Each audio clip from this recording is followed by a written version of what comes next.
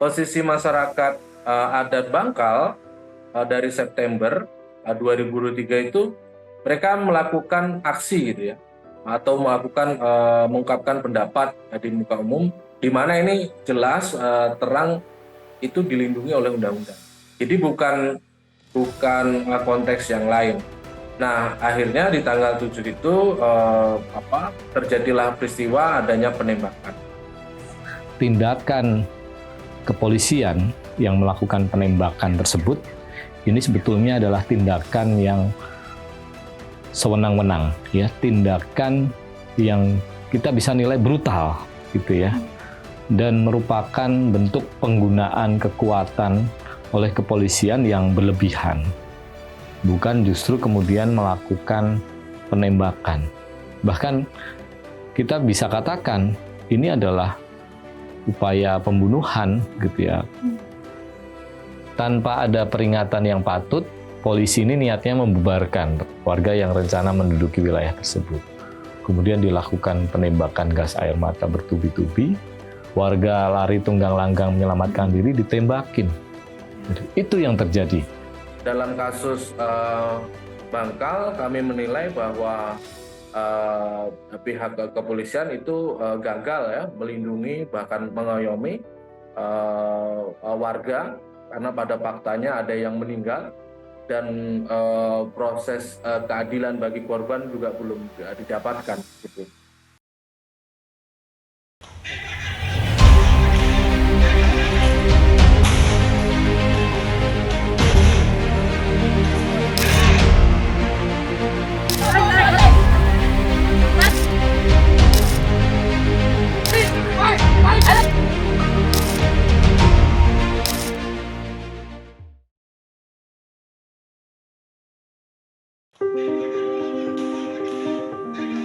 Konflik antara warga dengan PT HMBP tak berujung usai. Alih-alih tuntutan warga Bangkal, Kabupaten Seruyan dipenuhi, warga justru dihadapkan dengan aparat kepolisian. Menurut tim advokasi solidaritas untuk masyarakat adat Bangkal, terdapat sekitar 440 aparat kepolisian yang dikerahkan ke desa Bangkal untuk pengamanan. Hadirnya aparat kepolisian dalam pengamanan bisnis korporasi berakhir buruk bagi masyarakat Bangkal. Penembakan gas air mata, peluru karet, hingga bahkan peluru tajam juga dilepaskan oleh aparat kepolisian yang mengakibatkan warga meninggal karena tembakan di bagian dada kiri dan terdapat pula luka-luka terhadap warga lainnya.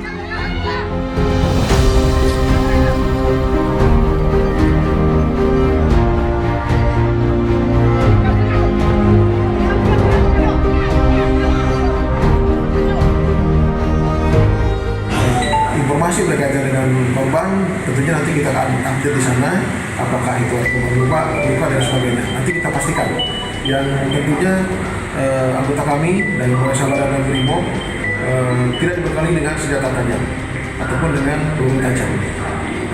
Sabara dan Brimob dibekali dengan gas air mata, peluru hampa dan peluru karet. Itu yang kami sampaikan saat ini. Terima kasih. Dalam konflik agraria yang kerap kali terjadi, keterlibatan aparat kepolisian adalah garda terdepan dalam bisnis keamanan. Lalu, bagaimana wajah kepolisian saat ini? Saat ini saya sudah bersama Mas Arief dari YLBHI, dan di Zoom sudah ada Mas Aryo, Direktur LBH Palangkaraya, yang memang Mas Arief dan Mas Aryo ini terlibat aktif di tim advokasi untuk masyarakat adat Bangkal ya Mas ya. Kemarin Mas Arief juga sudah ikut turun langsung untuk ke Bangkal sendiri. Nah, sebelum kita lebih jauh ya membicarakan video yang sebelumnya sudah ditayangkan, saya ingin tanya dulu ke Mas Aryo, mungkin yang akan lebih paham bagaimana sih sebenarnya apa yang terjadi di Seruyan dan kronologinya seperti apa sih di sana. Halo Mas Aryo. Halo. Langsung dimulai ya? Iya, Mas Aryo bisa ceritakan kronologinya dan sebenarnya apa sih yang terjadi di Seruyan, karena ini masih menjadi pertanyaan banyak orang ya Mas Aryo.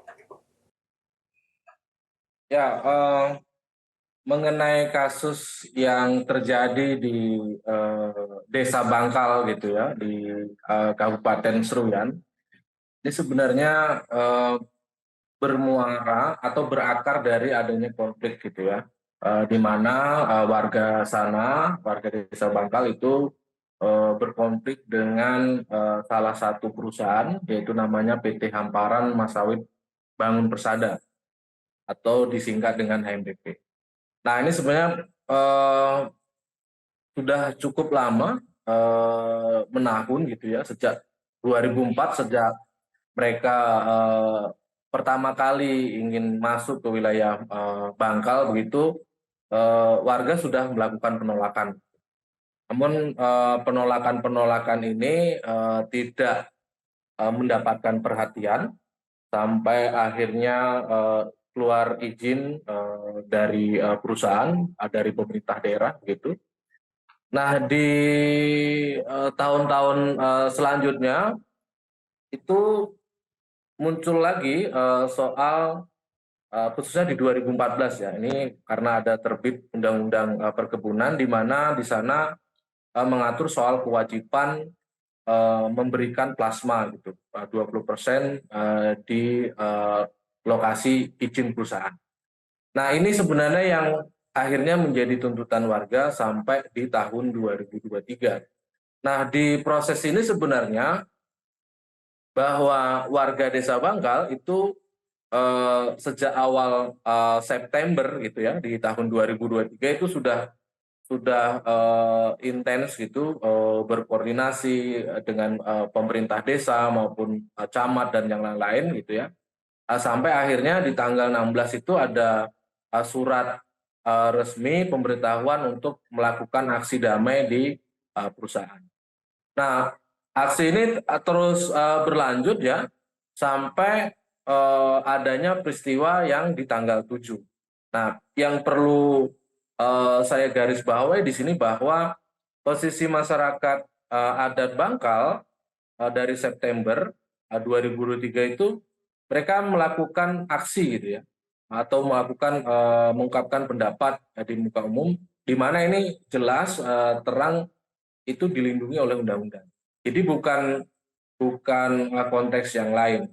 Nah, akhirnya di tanggal 7 itu terjadilah peristiwa adanya penembakan. Begitu mungkin singkatnya ya soal cerita ini. Berarti ini bisa dibilang bukan penolakan dari warga, bukan dari tahun ini ya Mas ya, tapi dari tahun 2004 ya Mas? Betul. Jadi ini sebenarnya kan di Kalimantan Tengah ini umum ya terjadi karena yang menjadi masalah kan memang praktek perkebunan sawit ini kan dia monokultur dan memonopoli gitu ya, izinnya luas-luas gitu. Nah sebenarnya ini tidak hanya di Bangkal, ini mungkin tambahan informasi ya, tapi di wilayah-wilayah sekitar yang lain juga punya problem yang sama. Gitu. Oke, baik, terima kasih Mas Arif. Kita bisa lihat ya Mas Arif ya, orang-orang mungkin taunya ini konflik di tahun 2023, tapi sebenarnya konflik yang sangat lama gitu. Oke, mungkin tadi selain video yang di awal beredar, kita mungkin akan lihat juga beberapa video, cuplikan video yang dimana ada statement terkait bidik kepalanya. Nah, mungkin bisa ditampilkan dulu oleh teman-teman terkait videonya.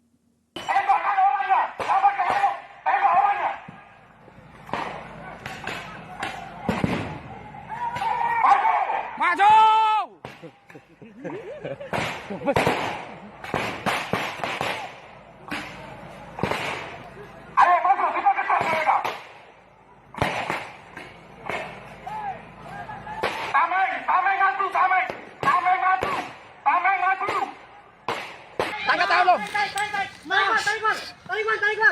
Tarik ini, tarik.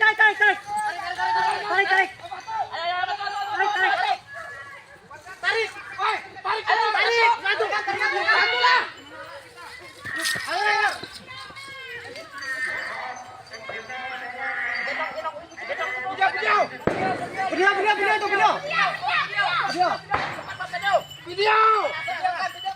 Udah, video udah. Tolong bawa. Angkat. Angkat dulu, tolong. Tolong. Angkat apa? Tolong, jangan video. tolong. Mungkin kita bisa lihat ya Kak Eno bagaimana video tersebut seperti namanya video perang-perangan gitu ya, yang dilakukan oleh kepolisian. Tadi ada statement, mungkin saya akan sedikit menanyakan kepada Bang Arif terkait statement dari salah satu kepolisian di sana, bahwasannya bidik kepalanya. Nah, menurut Bang Arif sendiri, bagaimana sih statement itu gitu? Apakah wajar statement itu dimunculkan ketika adanya pengamanan dan lain sebagainya? Iya. Jadi ketika lihat tayangan video tadi, kita semacam mendengar ada perintah penembakan yang dilakukan oleh kepolisian kepada warga. Perintah tersebut jelas sekali ya, agar kepolisian itu melakukan langsung ya kepada warga. Jadi tembak orangnya, bidik kepalanya, bahkan disampaikan seperti itu. Dan saya pikir ada intensi atau niatan memang untuk melumpuhkan warga yang saat itu berada di lokasi.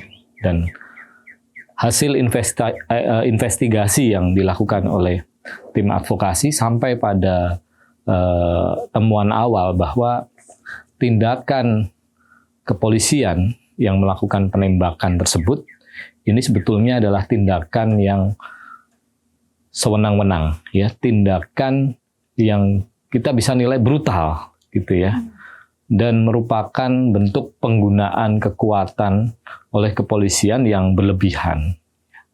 Kenapa kita bisa mengatakan demikian?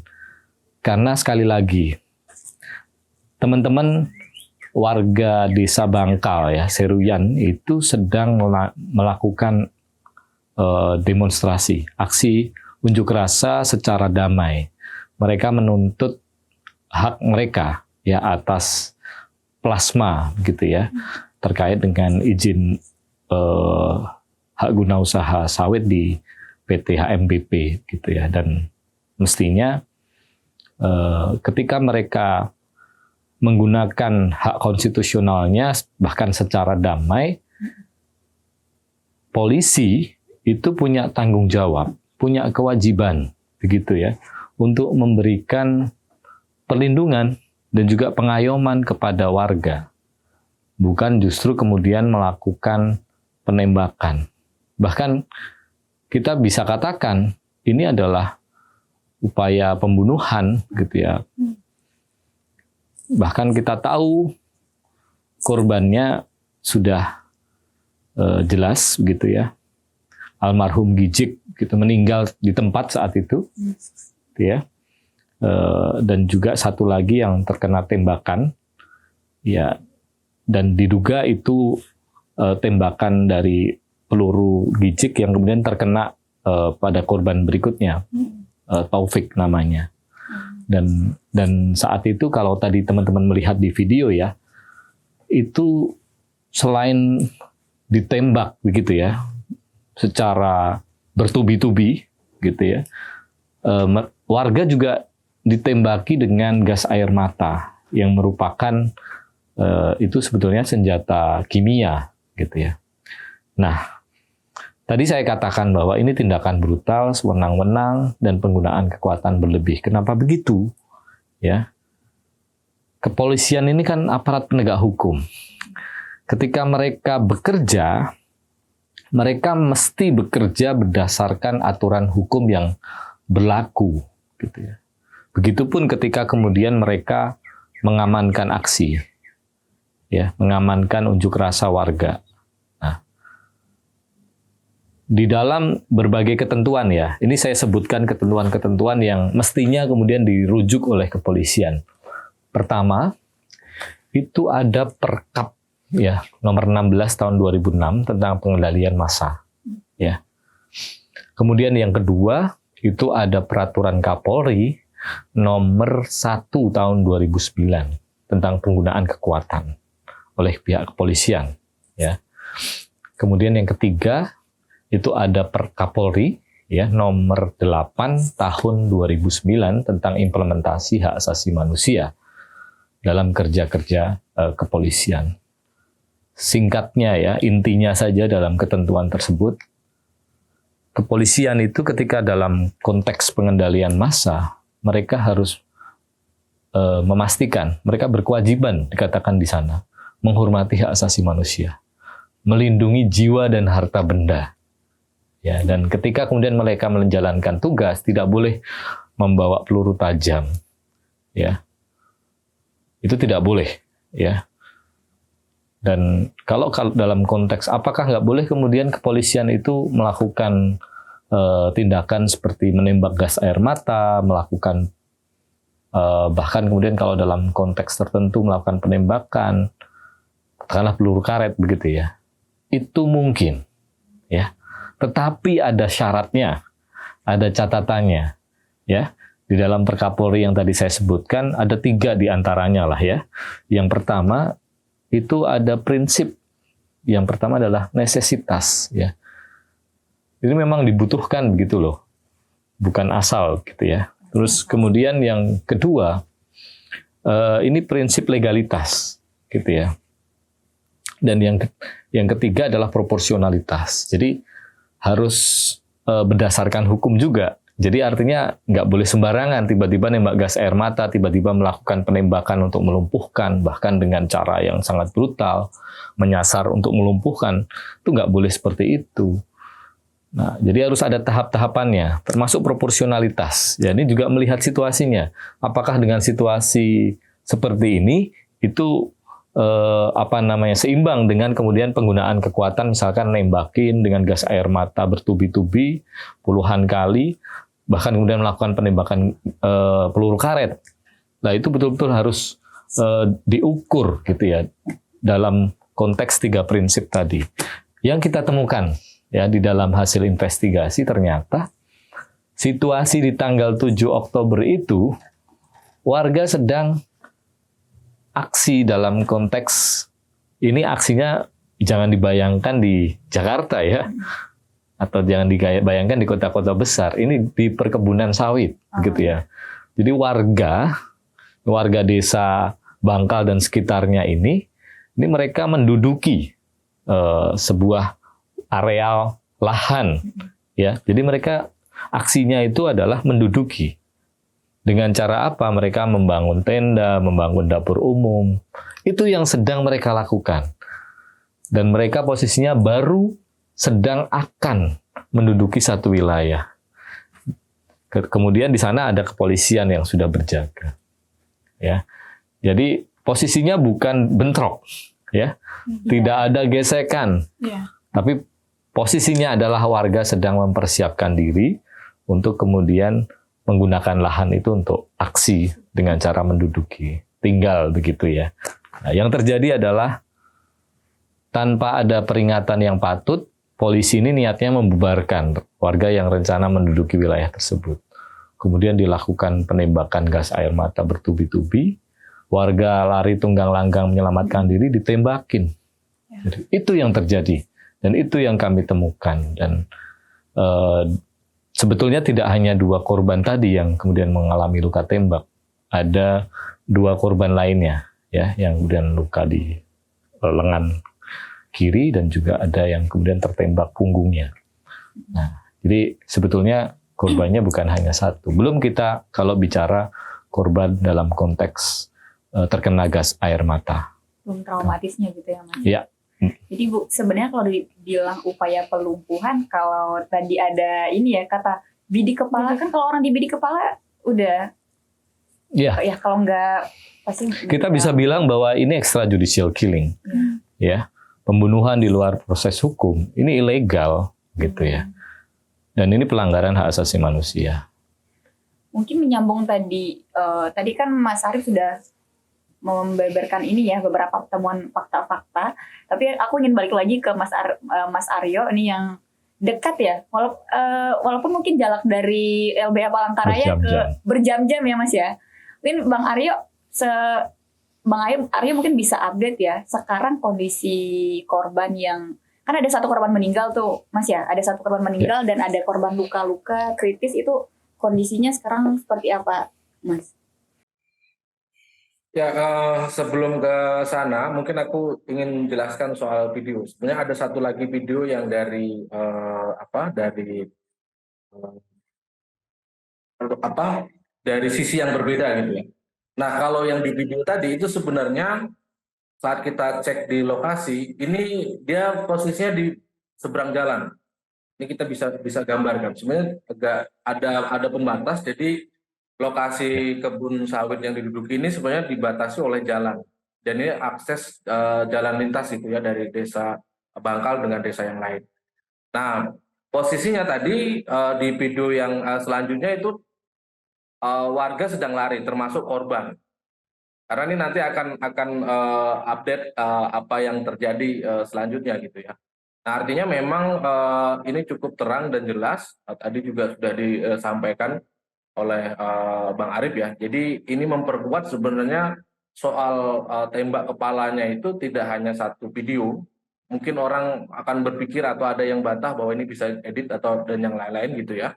Tapi ada video lain juga yang menunjukkan yang hal sama. Nah, terkait dengan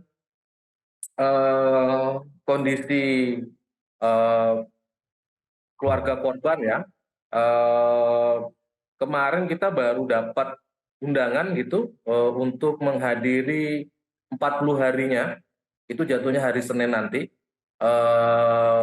almarhum Gizik gitu ya, ini yang meninggal.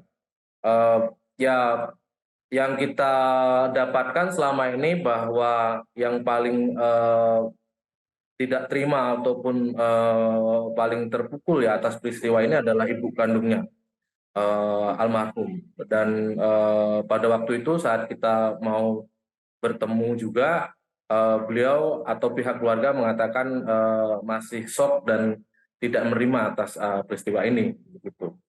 Karena juga sampai hari ini pelaku penembakan juga belum ditemukan, masih berkeliaran ya. Ini yang juga menjadi soal. Kedua, korban si Taufik itu, ini memang yang bahasa rumah sakit menyatakan bahwa saat dibedah gitu ada benda asing yang ada di tubuhnya gitu ya. Nah ini yang diduga kuat bahwa benda asing ini adalah proyektil atau peluru tajam gitu ya. Nah kondisinya masih sakit, perlu perawatan, masih check up. Walaupun rawat jalan begitu di rumah sakit di Sampit di Kota Waringin Timur di Kabupaten satunya. Ini antara Seruyan dan Sampit itu sebenarnya hanya 3 jam ya, 3 jam saja. Jadi nggak jauh. Nah, yang lain sebenarnya di konteks ini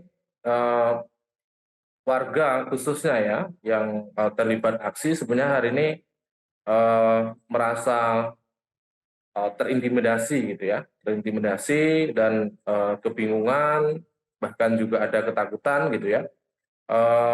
Satu bahwa dalam hal ini selain peristiwa di tanggal 7 itu, sebelumnya juga ada peristiwa penembakan gas air mata malam hari ya, itu tanggal 21.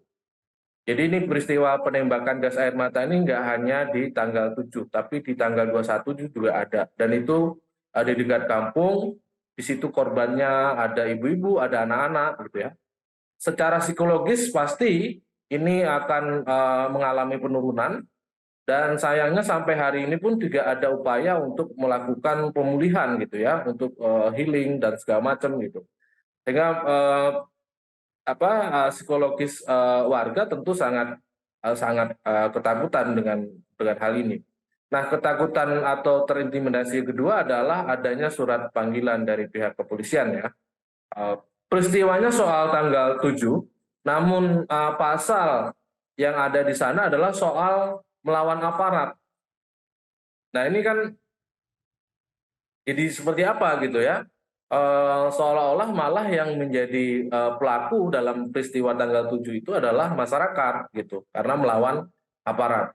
Nah ini yang menjadi ketakutan, sehingga yang kita lihat juga bahwa yang seharusnya itu yang diproses adalah siapa yang memberikan perintah, dalam hal ini kepolisian yang melakukan pengamanan aksi ya di tanggal 7 itu. Karena kalau tadi Mas Arief sudah singgung soal beberapa perkap ya, jelas misalnya di perkap turunan dari di 2016 tadi yang disebutkan bahwa di pasal 14 ayat 2 huruf F itu ada bahasa soal patuh dan taat kepada perintah kepala satuan lapangan. Artinya sebenarnya ini bisa sangat mudah untuk diidentifikasi siapa sih yang harus bertanggung jawab gitu ya atas peristiwa terjadinya kematian ini gitu. Karena kita sangat secara sederhana berakal sehat gitu ya, ada yang meninggal, ada tembakan gitu ya. Nah ini kok apa namanya, dan ini aparat kepolisian ya, bukan segerombolan preman yang tidak terorganisir gitu atau tidak tahu aturan, tapi ini aparat kepolisian yang tentu dia sangat paham, sangat seharusnya sangat terikat dengan peraturan perundang-undangan. Perkapnya juga ada. Ini perkap adalah peraturan internal gitu ya yang mereka seharusnya pakai itu. Nah sayangnya ini tidak terjadi dan akhirnya ya membuat warga selain keluarga korban, keluarga masyarakat yang lain ini posisinya hari ini atau situasinya hari ini tuh mengalami trauma dan ketakutan begitu. Baik, terima kasih Mas. Tadi Mas Arjo menjelaskan ya bahwa cara intimidasinya tidak hanya menggunakan air mata dan penembakan tadi itu, tapi dengan ada ini ya justru kebalik ya posisinya Mas Aryo. Justru warga yang ada potensi untuk dijadikan sebagai tersangka ya. Temuannya Mas Aryo ya. Ya, betul. Ancaman yang sangat serius untuk demokrasi kita ya, apalagi tadi Mas Aryo juga menjelaskan ini nggak hanya sekali penembakan gas air mata dan ada korban juga, tapi situasinya justru semakin dipersulit gitu. Iya, mungkin saya akan kembali ke Bang Arief gitu ya, terkait tadi beberapa temuan dan juga investigasi bahwa dan juga cerita Bang Aryo terkait bagaimana keterlibatan polisi dari mulai awal sampai akhirnya juga ada kasus penembakan tersebut gitu ya. Sebenarnya Bang Arief, sih keterlibatan polisi di kasus ini begitu? Saya pikir ini berkaitan dengan tugas dan fungsi kepolisian ya.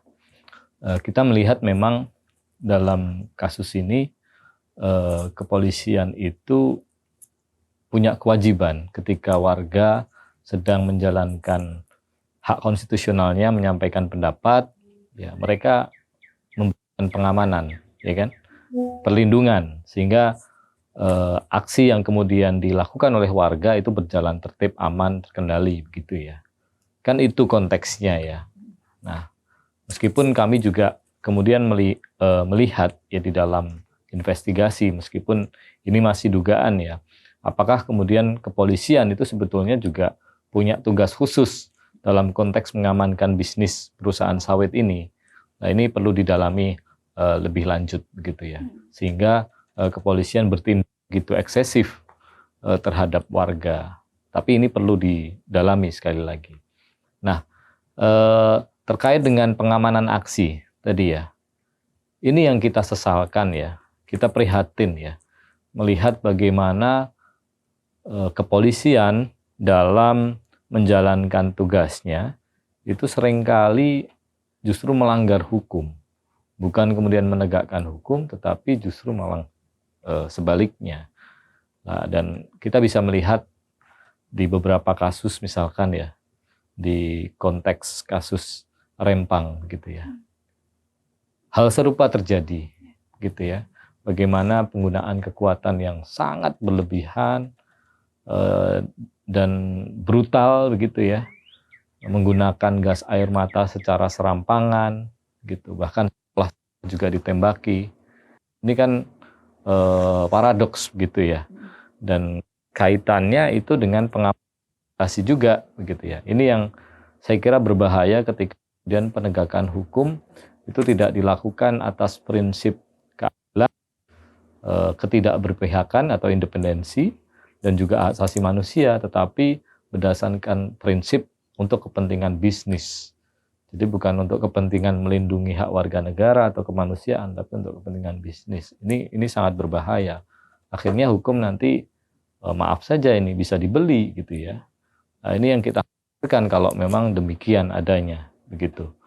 Nah, menyambung apa yang disampaikan oleh Pak Aryo tadi ya. Jadi kondisi warga hari ini itu ketakutan betul. Kenapa? Sebulan yang bahkan ya kalau kita kontekskan kalau kita hitung dari tanggal 7 Oktober, ini sudah tanggal 17 begitu ya. Itu belum ada proses penegakan hukum yang mengarah pada pengungkapan aktor yang melakukan pembunuhan terhadap almarhum Gijik begitu ya. Yang terjadi justru proses-proses pemanggilan yang mengarah pada upaya kriminalisasi terhadap warga. Tadi Pak Aryo menyebutkan ada pasal terkait dengan melawan petugas. Jadi ada panggilan hari ini itu terhadap 35 ya Pak Aryo ya, warga ya, dan masih mungkin bertambah, begitu ya. Pasal-pasal yang dikenakan adalah pasal 212, pasal 214 KUHP, junto pasal 160, ini pasal soal penghasutan ya. Terus kemudian pasal terkait dengan Undang-Undang Darurat ya nomor 12 tahun 51 tentang sajam gitu ya, senjata tajam. Dan yang terakhir ada pasal 351 soal penganiayaan yang mengakibatkan luka berat atau meninggal dunia. Jadi konteksnya bukan konteks pembunuhan. Nah, dan ini kalau kita baca dari surat laporan kepolisiannya maupun panggilan-panggilan yang ditujukan kepada warga, dugaannya ini justru malah mengarah kepada upaya kriminalisasi terhadap warga, bukan pengungkapan terhadap proses kejadian tewasnya almarhum Gijik itu di tanggal 7 Oktober ya 2023. Ya, tadi Mas Arief juga menjelaskan ya gimana sebenarnya corak-corak seperti ini, pengerahan aparat di konflik-konflik itu emang sering terjadi ya Mas. Ya. Dan bahkan pola-polanya juga cenderung sama dengan cara setelah ada kejadian ujung-ujungnya warga yang dipanggil, ada yang jadi tersangka, dan itu justru yang membuat masyarakat saat ini menjadi takut dan nggak berani untuk melawan gitu ya. Kalau dari Mas Aryo mungkin aku pengen dengar dari Mas Aryo juga melihat kondisi yang terjadi di Seruyan, Mas. Gimana? Melihat ini ya, saya membaca di beberapa artikel di berita itu ada sekitar 400 lebih aparat yang diturunkan di Seruyan, Mas. Gimana itu menurut Mas Aryo? Apalagi kan tadi Mas Aryo mengatakan daerah di sana memang ya sering terjadi hal-hal seperti ini gitu kan. Ya, pertama perlu diingat dan dicatat, dan ini juga sudah diketahui oleh umum, pada tanggal 11 Oktober ya 2023 ini Kapolda Kalimantan Tengah ya itu menyatakan permintaan maaf kepada pihak keluarga dan masyarakat Bangkal atas kejadian ini. Sebelum beliau ini dimutasi ya atau dipindah ke Kalimantan Timur. Nah, ini satu statement yang sebenarnya ya bisa didefinisikan banyak hal gitu ya. Tapi soal permintaan maaf seharusnya ini berarti ada berbicara kesalahan kan begitu. Nah ya terkait dengan pengamanan yang terjadi ini kan hal yang seharusnya tidak diperlukan, apalagi ini kan bukan objek vital negara sebenarnya kan, tapi ini wilayah privat, wilayah swasta begitu, yang mana mereka juga sudah punya security sendiri begitu. Dan kita lihat bahwa proses ini tentu sangat terlalu berlebihan dengan menggunakan pengamanan secara lengkap gitu, seolah-olah ingin adanya persoalan yang besar. Nah, ini yang sebenarnya menjadi akar persoalan. Nah, kembali lagi sebenarnya ke Perkap ya, bahwa selain asas-asas tadi ya, yang juga sudah disampaikan oleh Mas Arief soal proporsionalitas dan segala macam, ada juga di bagian akhir itu adalah asas musyawarah dan mufakat begitu. Ini kan sebenarnya kita harus pahami bahwa yang berkonflik di sini adalah warga Desa Bangkal dengan PT HMBP, kan gitu. Nah, artinya bahwa seharusnya dalam konteks ini ya pihak kepolisian itu dia netral sesuai dengan peraturan perundang-undangan, tidak memihak begitu. Jikapun ada peristiwa pidana yang lainnya itu maka diselesaikan secara hukum, bukan memberikan perlindungan yang begitu besar yang terjadi seperti ini. Dan ini akhirnya kan menjadi masalah gitu. Akhirnya menjadi masalah, ada yang meninggal, ada yang mati gitu. Dan dugaan kuat kita bahwa ini ya pembunuhan gitu ya. Atau yang disebut dengan extrajudicial killing, yang pembunuhan tanpa ada dasar hukum. Nah, ini yang terjadi gitu ya. Dan ya seharusnya ini harus ada evaluasi yang sangat besar ya. Mungkin sudah Dewan atau DPR ya itu bisa juga mengevaluasi hal ini gitu, atau merevisi undang-undang yang ada gitu, karena undang-undang kepolisian juga ini tahun 2012 ya kalau tidak salah, ini juga sudah lama. Nah, itu peristiwa 2002 ya Mas Arief ya. 2002. Nah, bayangkan ini sudah berapa tahun gitu ya. Nah, temuan-temuan ini sebenarnya kan bukan satu hal yang terjadi kemarin di tanggal 7 Oktober atau yang sedang kita bahas di Bangkal. Tadi juga sudah disebutkan. Sebelumnya juga ada yang kita sebut dengan brutalitas di kasus Kanjuruhan misalnya juga di tahun lalu ya. Itu juga sama. Artinya ada pola-pola yang menggunakan kekuatan yang secara berlebihan yang untuk menghadapi rakyatnya sendiri gitu loh. Ini gimana gitu ya, yang seharusnya secara undang-undang mereka memberikan pengayoman, memberikan perlindungan kan begitu. Tapi ini sebaliknya. Nah, ini ya sangat mengkhawatirkan ya. Tentu kita sangat mengutuk hal ini. Apalagi kita yang mencita-citakan negara hukum gitu ya. Nah, ini harus ada evaluasi secara besar-besaran begitu ya, bahwa perilaku-perilaku ini tidak bisa hanya diselesaikan secara etik atau hanya petugas lapangannya. Ya, kami menilai bahwa ini semacam ada terstruktur, apalagi di konteks pengamanan di bisnis privat gitu ya. Walaupun kita masih belum bisa membuktikan, tapi apa dasarnya gitu sampai sebegitunya ini harus dilakukan pengamanan. Oke, saya menambahkan sedikit ya, sebetulnya apa yang terjadi di Bangkal Seruyan selain puncaknya ada penembakan yang mengakibatkan kematian ya, almarhum Gijik ya, dan juga penembakan yang mengakibatkan luka berat saudara Taufik gitu.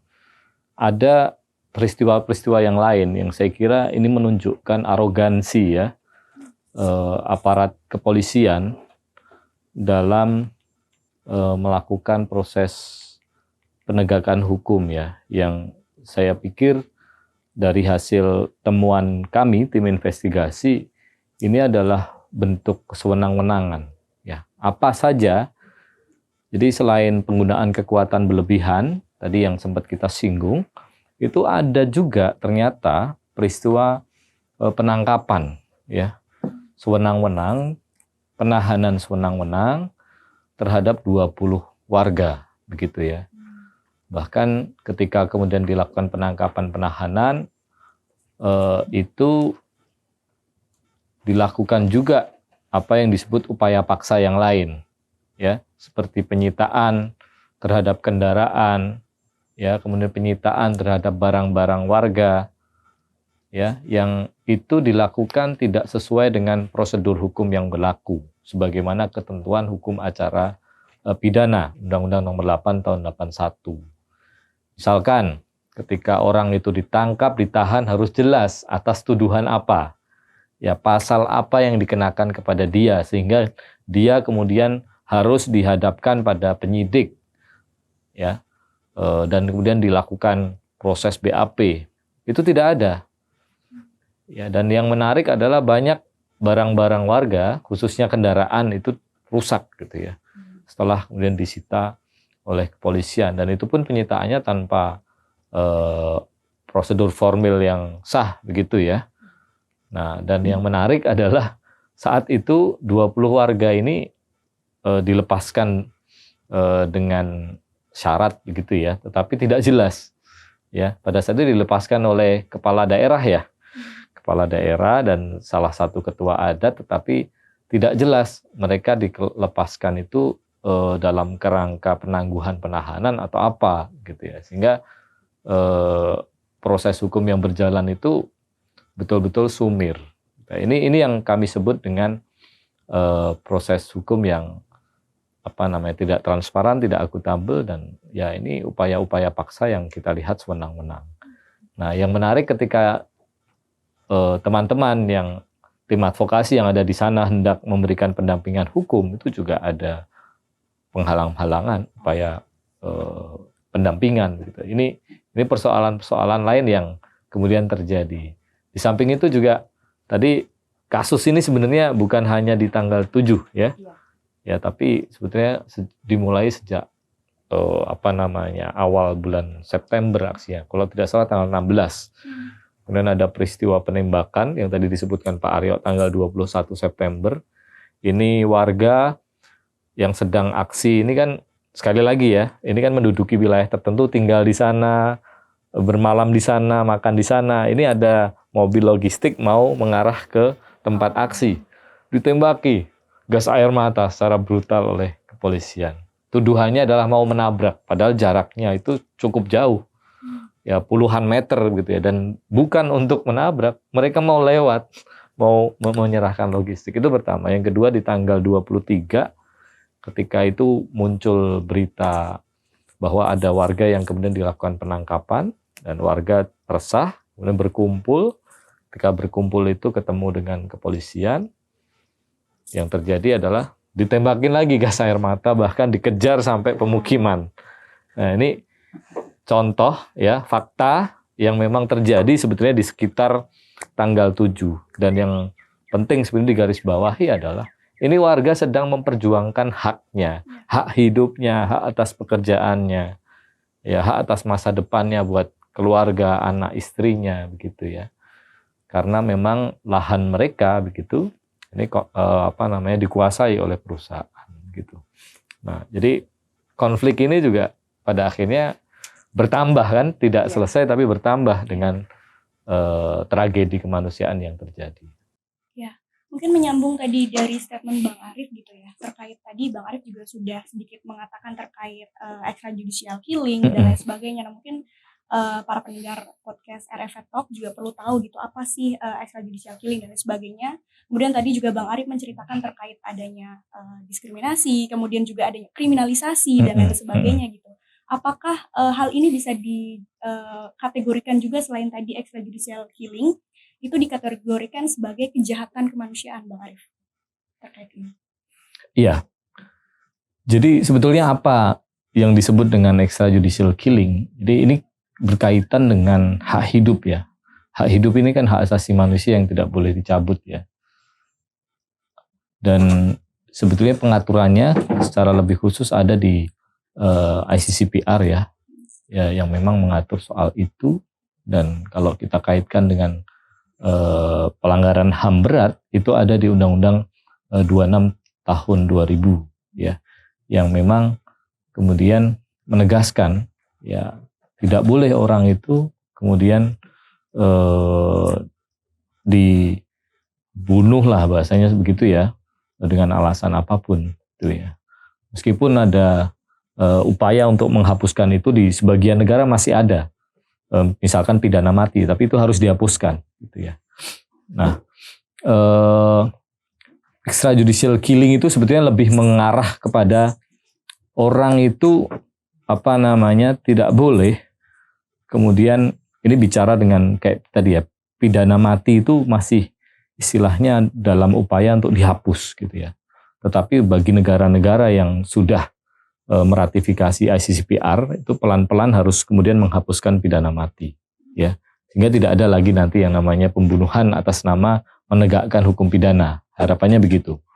Semua harus dialihkan, pidana mati itu harus dialihkan dengan hukuman yang lebih manusiawi begitu ya, yang menjunjung tinggi hak hidup gitu ya. Jadi prinsipnya sebetulnya pembunuhan di luar hukum itu pelanggaran HAM berat begitu ya. Dan itu diatur di pasal 7 junto pasal 9 Undang-Undang 26 2000 dan kategorinya bisa masuk di pembunuhan gitu ya, yang diatur di pasal 340 Kitab Undang-Undang Hukum Pidana. Jadi hari ini ketika kejadian tanggal 7 Oktober yang menewaskan almarhum DJ, artinya kemudian dilihat sebagai peristiwa yang tidak biasa-biasa saja. Ini peristiwa kejahatan kemanusiaan gitu ya. Kalau kita melihat ini bagian dari serangan yang sistematis dari negara, aparat penegak hukum kepada warga negaranya gitu ya. Nah, dan gitu ya. Apalagi kalau ini kejadiannya bukan hanya sekali, 2 kali, kita melihat kasus-kasus pembunuhan di luar proses hukum ini terjadi berkali-kali ya. Dalam berbagai riset kita bisa cek gitu ya. Dalam kurun waktu tertentu berapa sih kasus pembunuhan di luar hukum yang kemudian terjadi dan pelakunya diduga adalah aparat kepolisian ya. Kalau ini kemudian terus terjadi dan dilakukan pembiaran ya, ini bisa kemudian dikatakan sebagai bagian dari upaya sistematis negara yang membiarkan ya, tindakan sistematis negara yang membiarkan praktek-praktek extrajudicial killing ini terjadi. Apalagi kemudian ini yang kita perhatikan ya beberapa tahun terakhir ya, ketika ada kasus-kasus demikian biasanya pelakunya bisa bebas begitu saja, ada impunitas begitu ya, ada diskriminasi penegakan hukum ketika kemudian pelakunya adalah aparat kepolisian. Contoh saja deh, di kasus ini teman-teman tim advokasi warga itu sudah melaporkan ke Kapolda Kalteng ya, ke Polda Kalteng, tapi kemudian laporannya diabaikan. Terakhir kita ke Mabes Polri, ya, Pak Aryo dan juga teman-teman keluarga korban saat itu ya hadir langsung dari Bangkal ke sini, jauh-jauh ke sini, ujung-ujungnya juga ditolak. Oh iya, yang kemarin. Iya, dengan alasan sedang ada proses hukum di Kalteng. Dan masyarakat, korban diminta untuk percaya dengan proses hukum yang berjalan. Sementara ketika kita lihat proses hukum yang berjalan, laporannya justru mengarah pada laporan kepada warga. Jadi dugaannya mengarah pada upaya kriminalisasi. Apakah dengan berbagai runtutan kejadian-kejadian dan pola-pola yang bisa dikatakan ini polanya hampir sama di setiap daerah gitu untuk melakukan intimidasi terhadap warga, membuat warga takut dan akhirnya nggak berani melawan, apakah ini bisa dikatakan bahwa ya memang akhirnya Polri gagal sebagai aparat penegak hukum yang harusnya mengayomi masyarakat gitu. Mungkin aku mulai dari Mas Aryo dulu kali ya, baru ke Mas Arif. Gimana Mas Aryo? Ya, ini dari awal kita berbicara bahwa Polri sebagai aparat negara yang dia harus tunduk dan terikat kepada peraturan perundang-undangan, dan pada faktanya itu terjadi banyak pelanggaran ataupun yang menjadi bagian pelanggar gitu ya. Nah ini ya agak susah kalau menyebutkan bahwa ada kesuksesan gitu di konteks ini. Dalam kasus Bangkal, kami menilai bahwa pihak kepolisian itu gagal ya melindungi bahkan mengayomi warga karena pada faktanya ada yang meninggal dan proses keadilan bagi korban juga belum didapatkan gitu. Bahkan ada penolakan ya, berarti secara tidak langsung Mang Aryo merasa bahwa Polri gagal ya di dalam kasus Bangkal. Ya, dalam kasus Bangkal kami bisa menyampaikan begitu. Karena ada yang meninggal. Meninggal dan belum ada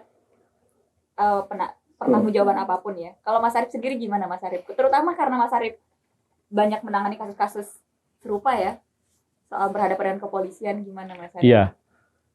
Jadi kalau kita bicara perjuangan untuk mendapatkan keadilan ya dalam konteks hukum pidana, hulunya ini kan penanggung jawabnya adalah institusi kepolisian ya. Iya. Jadi kalau kepolisiannya itu tidak menjalankan tugas dan kewajiban ya sebagai penegak hukum yang profesional ya, yang adil begitu ya. Nah, ini akan sulit begitu ya. Terlebih kalau kita bicara hari ini ya, ketika pelakunya itu kepolisian sendiri, yang terjadi adalah justru diskriminasi penegakan hukum. Seolah-olah ada impunitas ya. Ada kekebalan hukum, kemudian yang kedua ada keistimewaan. Kalaupun kemudian diproses hukum itu yang bawahan saja begitu ya, kalau atasannya nanti deh gitu ya. Kalaupun kemudian dihukum, hukumannya tidak proporsional ya, tidak adil bisa dibilang demikian. Sehingga hukum itu seperti tidak tajam kepada mereka sendiri begitu ketika kemudian ada ketidakadilan atau pelanggaran atau bahkan kejahatan yang kemudian dilakukan oleh institusi kepolisian. Dan ini sebetulnya persoalan struktural yang ada di tubuh kepolisian sendiri. Kalau pasca reformasi kita berharap ya memisahkan polisi dari ABRI yang saat itu ada TNI juga ya, yang sekarang jadi institusi masing-masing gitu ya. Itu harapannya institusi kepolisian ini menjadi aparat keamanan ya, aparat penegak hukum yang humanis. Ya. Yang kemudian menggunakan pendekatan-pendekatan kemanusiaan, hak asasi manusia dalam kerja-kerjanya untuk menegakkan hukum dan keadilan di negeri ini, melindungi dan mengayomi warga negara dengan penuh profesionalisme gitu ya. Tapi yang terjadi kan hari ini tidak gitu ya. Ya, atau belum gitu ya. Belum. Kalau sopannya begitu. Dan ini sebetulnya akarnya adalah kepolisian hari ini punya kewenangan yang begitu besar ya dalam hal proses penegakan hukum, tetapi minim sekali pengawasan ya. Ya ini yang jadi persoalan kita. Kalau tadi Pak Aryo menyinggung ya, nah penting untuk mengevaluasi secara besar-besaran undang-undang kepolisian. Betul sekali. Penting sekali untuk melihat kembali kitab undang-undang hukum acara pidana kita. Itu sangat dibutuhkan. Penting juga untuk melihat kembali bagaimana mekanisme pengawasan yang dibangun pasca reformasi terhadap institusi kepolisian, ya, baik itu di internal maupun di eksternal. Kalau di internal ya berarti bagaimana efektivitas Propam begitu ya, Irwasum, terus Wasidik ya dalam mengawasi kerja-kerja penegakan hukum kepolisian, gitu ya. Termasuk Kompolnas dari sisi pengawas eksternal. Ya kalau kita kemudian melihat ya tidak efektif. Tidak efektif. Ya, yang terjadi sekarang ini ketika kemudian ada aparat kepolisian ya itu melakukan pelanggaran atau tindak pidana, kejahatan bisa dibilang seperti itu ya, yang mengadili mereka sendiri. Iya. Yang terjadi kemudian adalah ya kalau bahasa ininya ya, itu jeruk makan jeruk gitu ya. Ya.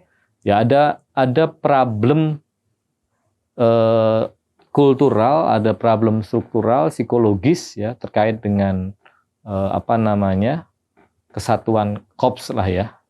Ya, yang mana itu mengakibatkan proses hukum itu jadi tidak imparsial ya. Jadi tidak profesional, jadi tidak adil. Ya ini yang seringkali kita temukan. Apalagi kalau kasusnya kemudian jauh dari amatan publik, jauh dari amatan media. Nah, itu bisa hilang gitu ya. Ini yang seringkali terjadi. Jadi saya pikir penting untuk presiden ya, DPR, wakil rakyat, kita semuanya ya, warga negara untuk mulai memikirkan ini untuk mendorong ada evaluasi besar-besaran terhadap kepolisian kita, supaya kepolisian yang kita dambakan pasca reformasi, ya institusi kepolisian yang humanis, yang melindungi hak asasi manusia, mengayomi warganya secara profesional, itu betul-betul bisa terwujud. Oke baik, terima kasih Mas Arief dan Mas Aryo dan tentu Kak Eva yang hari ini menemani podcast kita. Tadi kita bisa mengambil kesimpulan singkat ya bahwa sebenarnya ada permasalahan yang sangat serius di dalam tubuh Polri, mulai dari permasalahan struktural, instrumental gitu. Itu ada satu permasalahan serius yang memang harus dievaluasi bersama-sama. Dan sekali lagi dalam kasus Bangkal itu tadi Mas Aryo dan Mas Arief, teman-teman tim advokasi sudah melakukan upaya untuk pelaporan ke Polda ya Mas ya. Tapi ujung-ujungnya ditolak. Dan ini lagi-lagi dengan pola yang selalu sama. Di beberapa kasus seperti Kanjuruhan juga, Polda seringkali menolak laporan dari warga.